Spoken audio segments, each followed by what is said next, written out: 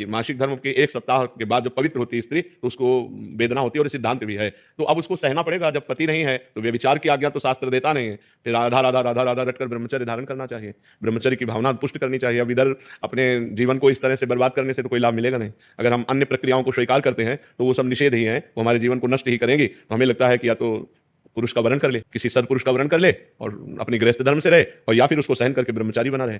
ऐसा नहीं है कि हमारे अंदर जैसा आवेश आया, वेग आया, हम वैसे ही कर ले, फिर तो हमें और पशु में अंतर क्या रह गया? हम मनुष्य हैं, वेग आता राधा राधा राधा राधा, शांत भाव, कोई क्रिया नहीं करनी, कोई बस 2-4 दिन में शांत हो गया। अगर हम अभ्यास करें तो 2 मिनट में शांत हो जाए।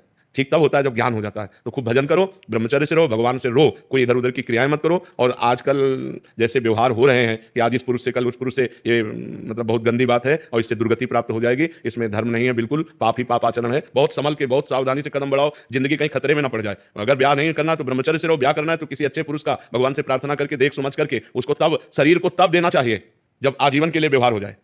शरीर को नहीं देना चाहिए। हम दोस्ती कर सकते हैं, व्यवहार कर सकते हैं, लेकिन व्यभिचार नहीं कर सकते। हम तब तक शरीर को नहीं देंगे जब तक आप हमारी परीक्षा में पास नहीं हो जाओगे। खूब देख समझ करके, सुनकर, और जब शरीर दे देंगे तो आजीवन के लिए दे देंगे। ये डिवोर्स फिवोर्स ये हमारे सनातन धर्म में नहीं है। हमारे धर्म में है एक बार समर्पित का हाथ मिलाया तो आजीवन निर्वाह किया। पीछे डिवोर्स आदि के शब्द ही नहीं थे। तो हमें लगता है गंदे आचरण करके जीवन को व्यर्थ में क्यों बर्बाद किया जाए, बहुत संयम से रहा जाए। यही तो आवेश है, काम का आवेश, क्रोध का आवेश, लोभ का आवेश, अहंकार का आवेश, यही तो सब पाप कर्म कराने वाले हैं। इन्हीं को तो सहना है। राधा राधा ना सहन हो तो रोज श्री जी का नाम लेकर के। अपने पास जैसे बच्चा है, अब उसका कोई बल तो है नहीं, रो देगा माँ के लिए, तो माँ को दौड़ के आना पड़ेगा। तो हमारा बल क्या है? श्री जी है। तो हम जब हम विकल हो, कोई हमें आश्रय, तो हम गंदी क्रियाएं नहीं करेंगे, रो देंगे कि प्रभु आप देख लो। वो जहां रो दिया तो ऐसा संभाल देंगे कि आजीवन संभल जाओगे। बहुत अच्छे बच्चे हो, अपनी बात कह रहे हो तो इस बात को समझो, इधर उधर की चेष्टाओं में मत फंसना।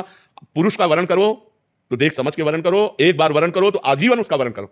ये जो आजकल चल रहा है ना, बहुत गंदा चल रहा है, बहुत गंदा चल रहा है। लिव इन रिलेशन ये सब बहुत गंदा चल रहा है। ये हमारा धर्म नहीं कहता है। बहुत सावधानी से चलो बच्चा, जीवन बहुत कीमती है, इसमें भगवान की प्राप्ति हो जाए ये बहुत उत्तम बात है। आपने अपनी मन की व्यथा कही हिम्मत करके सबके बीच में, इसलिए हम आपको प्रणाम करते हैं। बस आप अपने संयम से रहना, कोई चेष्टा इधर उधर मत करना, वो धीरे धीरे शांत हो जाए। जैसे आज हमको 100% जलाया, हम सह गए, तो कल 90% जलाएगा, फिर 80%, फिर धीरे धीरे धीरे फिर खत्म हो जाता है। बच्चापन से बाबा जी 13 वर्ष की अवस्था से, और जिंदगी में किसी माँ बहन को पीछे जब गंगा किनारे जवानी पूरी रही, अब तो इसलिए देख रहे हैं कि प्रश्न उत्तर बातचीत सब ऐसा नहीं, पर जिंदगी में हमने ऐसे नहीं देखा।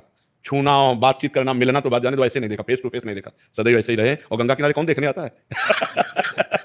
खाना तो मिलता नहीं था, रहने का ठिकाना नहीं, गर्मी सर्दी बरसात 20 वर्ष ऐसे काटे। धीरे धीरे धीरे धीरे धीरे तब वही अनुभव कहना, पहले 100%, फिर 90% उसको देखा है, फिर 70%, फिर कम परसेंट होते होते होते अब शांत एकदम। जब शांत हो गया तब सब कुछ मिल गया।